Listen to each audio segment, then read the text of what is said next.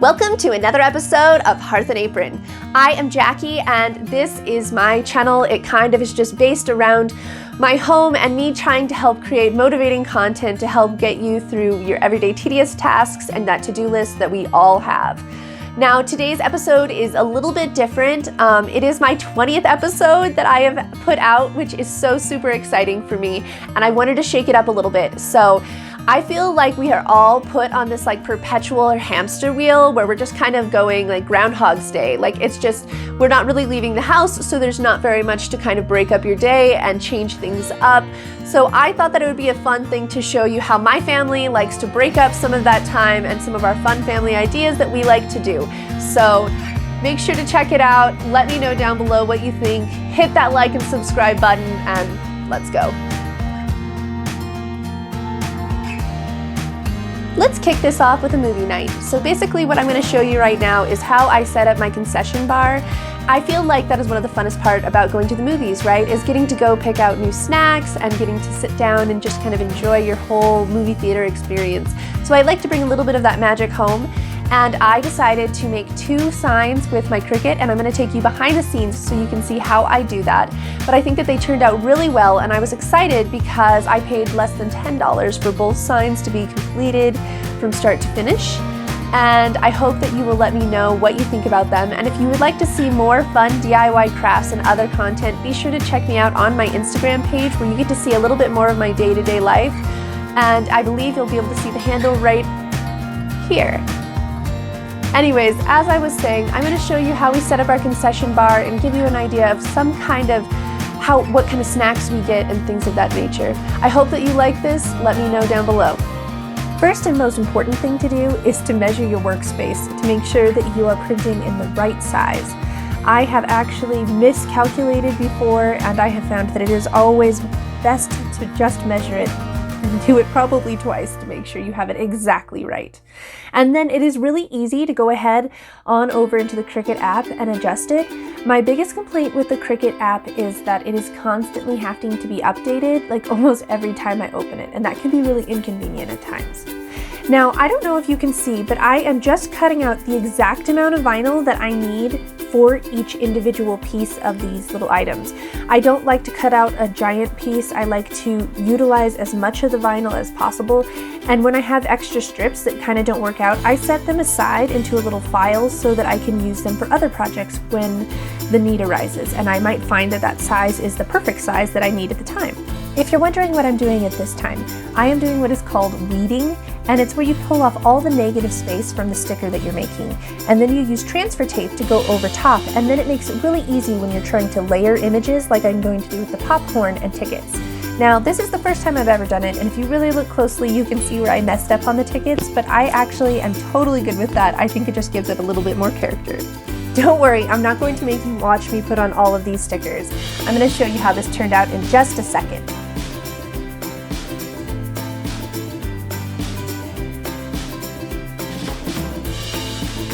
So what do you think? As you can see on the bottom of the movie night sign, I left some space so that we could write in the movie that we're watching each time, because this was a chalkboard that I got for $6 at Walmart, which was actually really exciting for me because it was half the price of all of the ones that were in the craft section, and I found it in the back to school area, and you know, I always love when I can find a deal.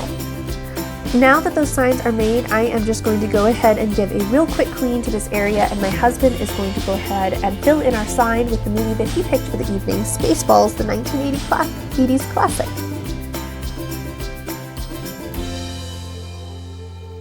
As you can see, I'm going to go ahead and pop up some popcorn. But weird fact about me, this is only for my husband and daughter. I do not like popcorn. I had braces as a teen and it just kind of ruined it for me, to be honest. But after that, I'm gonna stack up the candy that I picked up from Dollar Tree. I feel like it just kind of adds that movie theater fun, and some Cracker Jacks and some different sodas. I think we have some IBC and a LaCroix. Tonight we're having hot dogs. You can see I like mine well done with fries and onion rings. And there have been other nights that we have done movie nights with homemade pizza, and we've also done themed meals that go along with the movie that we're watching at hand. Let me know what you think of this movie night idea and my signs that I made. And also, do you guys do movie nights at home? Do you guys like to make some kind of a concession stand? Let me know down below. Because I'm trying to go with the classics, the next one is, of course, game night. But here's a twist. We like to watch the Rachel McAdams and Jason Bateman movie Game Night in the background while we do this. And so while we were watching that, we like to play some board games as well. And then we made a yummy dinner that I cannot wait to share with you, including my husband's homemade salsa and my green chili soup in the Instant Pot that is super fast and absolutely delicious. We also made some homemade chips with a surprise flair that you're gonna have to wait and check out to see what we did. I think it turned out really cute. Let me know down below. Also, do you guys like to do game nights? What are your favorite games to play? Mine has always been Monopoly or Clue. Let's talk salsa, people. We are going to start out by taking these tomatillos, garlic, green chili, which are Anaheim green chili, and serrano peppers, and we are going to put them into our oven at 350 and just kind of let them roast for a little bit like you might do over an open fire. The roasting makes all the difference. On the side, we are going to take half of a red onion and we are going to go ahead and chop it up really finely and saute it with some olive oil. Once these onions are done, we are going to take 2 Roma tomatoes. My husband cut them in half, but my personal recommendation would be to dice them because I think it would be a little bit easier. And you are going to go ahead and add, I think, a 1/4 cup of water in addition and put the lid on and just kind of let them cook until those tomatoes are nice and tender. Then you're going to take a potato masher and mush them up once they get tender and set this mixture aside. Look at that cilantro. Doesn't it look magnificent? I hear there's a lot of people that don't like cilantro. So tell me guys, do you like cilantro? Let me know down below. I know this looks like a lot, but this is actually only half of a bundle that we bought at the store, all chopped up. Now we're going to take those tomatoes that we cooked and the onions that we cooked on the stove, and we are going to add them to these mushed up tomatillos that you see in the bowl. Also, we are going to add another 4 fresh Roma tomatoes that are chopped in half again, as well as 1 green chili and 2 serranos. Now, we later added another serrano, but I felt it was a little spicy, but before it was a little mild, so play within the 1 to 2 serrano range, and you should be good. Also, we added the garlic that we had roasted as well, and it was about half a head of garlic in the end, and then we cilantroed to taste. Now, in addition to this, we're going to go ahead and just attack it with my immersion blender. If you do not have one of these, just throw it in the normal blender or a food processor and you should be just fine. Then you add 1 tablespoon of salt, half a teaspoon of pepper, and 1/4 teaspoon of cumin. And my husband also added half a green chili when we spiced it up a little later. Totally still recommend adding another half a green chili. So I think it's 1.5 green chilies, but watch out with that serrano. It can hit you hard. Now we are going to start some green chili soup, and my husband, knowing that I do not love to touch raw meat, is going to be awesome enough that he's going to dice up this little meat block of, I think it's London broil or top round roast. I don't know, I kind of get whatever's on sale because it really doesn't make a difference with the way that this is getting cooked in my experience. And so he's going to cube this up for me and make sure that it's ultra lean because that's the way I like it and because he's awesome.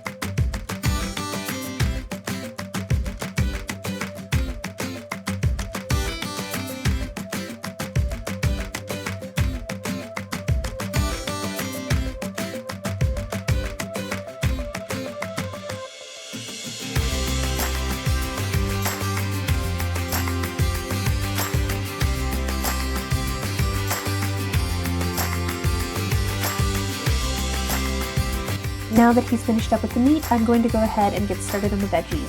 If you did not know, it helps to crush your garlic before you go ahead and peel it, not only because it makes the peel come off dramatically easier, but also because it helps to release those garlicky flavors. So I'm going to go ahead and dice these up ultra fine, as well as the shallot that I have right in front of you. And then I am going to kind of cut these tomatillos into 8s, and we're just going to go ahead and put these in the bottom of my Instapot, and then I'm going to add about 4 ounces of green chili. I'm going to be getting it from a frozen block, so it looks a little bit funny, but you can also get it from a can. This just happened to be the easiest way for me to get it when I went to the store last time.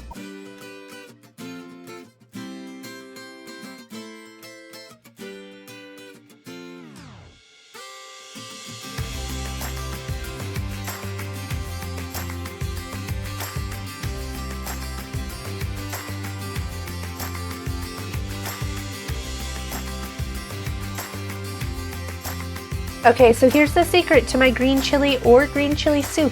It's weird, it's kind of odd. I'm gonna admit it. 1 teaspoon of bacon grease changes the flavor. I swear, it does. And so I'm just going to add this into my Instant Pot right now, and I have it on saute with a little bit of olive oil as well. And I am going to saute all of these veggies until they just start, like the tomatillos start to get a little bit tender. And then I will add the meat and close it up. I don't know why I said that then we're done, because I almost forgot to tell you about the fact that we need to season this. So we're going to add 1 teaspoon of black pepper, 1 teaspoon of cumin, 2 teaspoons of salt. You see me add 1, believe me, you want to. And then you're going to add a 1/4 cup of beef bone broth to this mix, and then close it up and put it on pressure cooker for 40 minutes with a 10-minute natural release. And this green chili soup will be ready to go. I'm really excited to tell you about this part. Check out these cookie cutters.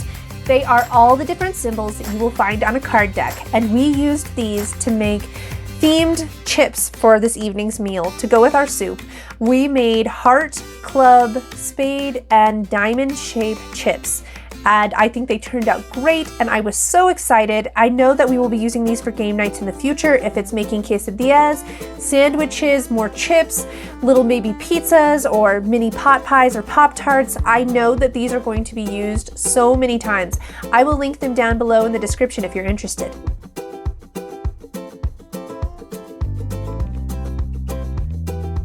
Doesn't this green chili look awesome? We are going to go ahead and add a couple handfuls of cheese to it just to kind of thicken it up and finish it off a little bit. It turned out wonderful. If you guys try this, please let me know. If you don't let me know in this video, find me on Instagram, because you will find more fun there, by the way, but also because I want to know how this turned out for you. Now you're going to see, as I tried to decorate for tonight, my kitty Cleo decided that she was obviously way more important. So she came up and snuggled as I tried to set it up, and then she judged my decorations heavily. So let me know what you think. Those are some decorations that I made many years in advance, but I hope that this will inspire you to have a game night. Let me know in the future. You can see that there's not that many videos or like pictures of this event because my family was really not feeling the love of being photographed. As you can see from my daughter's face, right there, she did not feel the love. And so we ended the recording after playing a bit of a game and just left it at that. We're gonna end this off by still social distancing, but getting out of the house. We are going to go to our local lake and kayak. Now, if you do not own your own kayaks or boats, I recommend you certainly trying this out. Most lakes have a place where you can rent boats if that's within your budget. Definitely check it out. It's a really fun experience and one that my family has loved to do for years. And what I'm gonna do right now is basically show you how I pack a picnic to take on the lake. It's really simple, but I think just taking that extra little step of taking the picnic on the lake, we like to go later, watch the sunset, splash around a little bit. It just helps to make it a little bit more magical. And while we were out splashing on the lake, I kind of got inspired. So we're going to have a special tidbit at the end to help break into fall with what better than a little bit of a ghost story, as I tell you about the ghost town that is literally underneath my favorite lake to go to. So enough chatting, let's check it out. All right, let's pack up our picnic. This is some sourdough bread that I make myself. As you can see, it is pink. It was actually supposed to be red, but I learned the hard way that even professional food dyes that are liquid do not dye as well as gel dye. I dyed some purple bread a couple weeks ago. I'll see if I can add in a picture, and it just worked so much better. Now my daughter also, she doesn't like to have lettuce on her sandwich, so as you can see, I'm just going to not do that at all, and I'm just going to wrap hers up in these cute little sacks I get from Grove Collaborative. I'll have the link down in the description.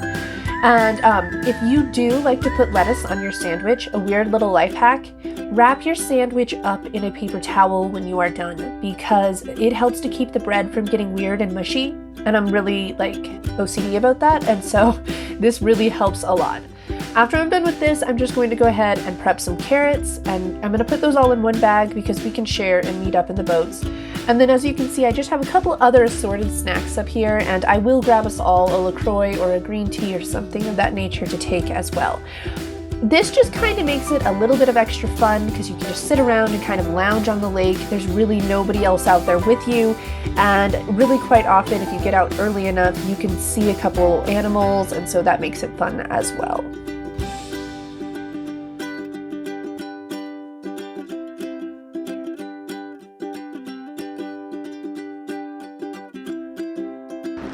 So I wanted to take a second as I'm getting ready to go kayaking to let you know some of the things that we like to bring to make sure that we have a really good trip. And there's two different time periods that we like to pack for. So first and foremost, because most people will be going in the day, I wanted to point those out. You're going to want to make sure to have a hat, sunblock, bug spray. Always make sure that you have a life jacket. Even if you think that you're good, make sure that you have one on hand for your safety, please. And also we like to have our picnics. Make sure you have bottled water on hand. We also like to bring a towel because sometimes a lot of splashback can come back in when you're paddling, and especially when you're paddling with kids, that's a really common thing. So having that extra towel can be all the lifesaver in the moment. Now, if you're kayaking at night, it causes a couple differences. For instance, you really don't need to worry about the sunblock and the hat, but you definitely want to worry about the bug spray. And you also want to bring a light sweater on the side so that you have something just in case it gets a little chilly, because even if it's warm where you're at, no matter where you are on the water, it will be colder. Also, our family has water shoes, which makes it really nice because when you're pulling in and out your kayak, you don't have to worry about getting your shoes wet because they have holes in the bottom so that all the water drains out, and it's just lovely. And I will make sure to link those down below. But most importantly, always remember to make sure that you have a life jacket on when you go kayaking because safety is most important. Welcome to one of our happy places. You're gonna see there's not a lot of photos again because the family wasn't feeling it, and I really want to be respectful because I think that is an incredibly important thing to remember. These are our boats. They have names because I'm weird like that. The green is the Kelpie after Celtic myth, and the orange is the Mystery Machine from Scooby-Doo. So I recorded these next little bits on the water because I just wanted to show you how serene and absolutely magnificent it was. I have really been struggling with everything going on in the world and in our country at large, and the universal energies, and I needed a break, and the lake gave it to me. And so I really just wanted to share a little bit of that magic with you in case you needed a break also. The moon was almost full and I tried to take a picture for you guys, but unfortunately, evidently there was some kind of a refraction with my phone. I don't know. This weird Casper looking thing followed the moon all night no matter where I took a shot. And not only in my phone, but my daughter's. So yeah. This was supposed to be the end of the story, but as I sat here on these dark waters, I couldn't help but just be inspired to share with you the story of what's beneath this lake that I sit upon and the folklore that's attached with it. So make sure to stay tuned because in a couple minutes you had a little bit of a history lesson as to the ghost town that sits beneath these waters and the ghost story of the woman who supposedly haunts them. Well, time's up. It is time to pack up these boats and, to be nice, get the heck out of here. We just really quickly attached these to the top of our roof. We have some of the ratchety type style rope things. I don't know what they're called. But anyways, they get our boats home. So we went ahead and attached these and ended the night. You will see me tomorrow as we talk about Fool's Hollow Lake and its fun behind it. Welcome to Fool's Hollow Lake. This is one of my family's favorite places to go for hiking and our absolute favorite for kayaking because the waters are nice and calm.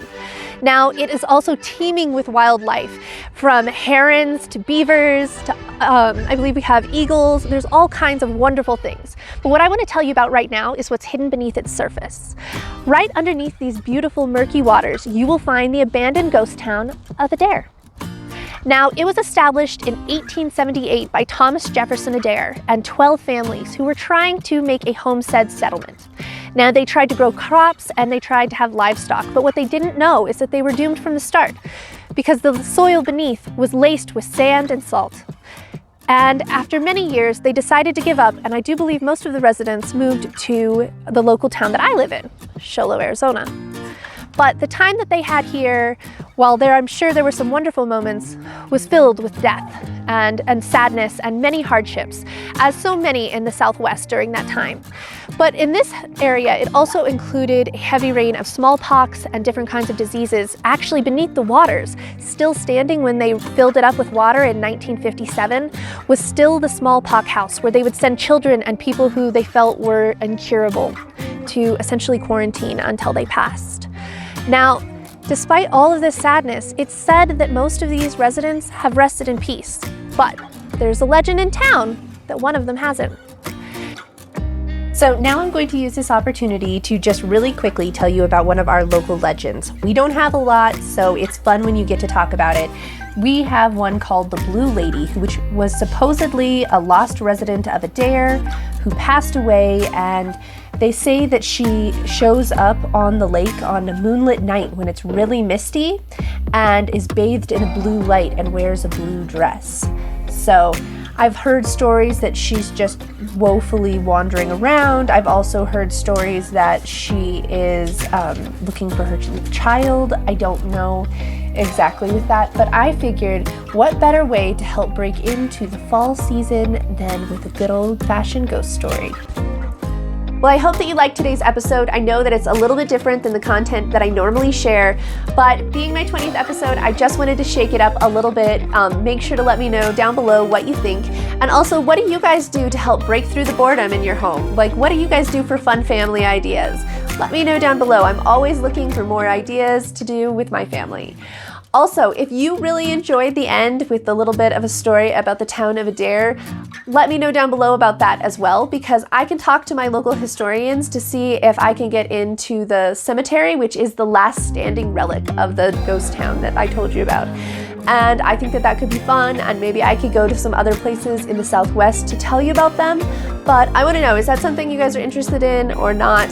Either way, I hope you enjoyed today's episode. Don't forget to hit that like and subscribe button, and also follow me on Instagram so that you can hear more fun stories on an everyday basis. Thanks again for joining me today.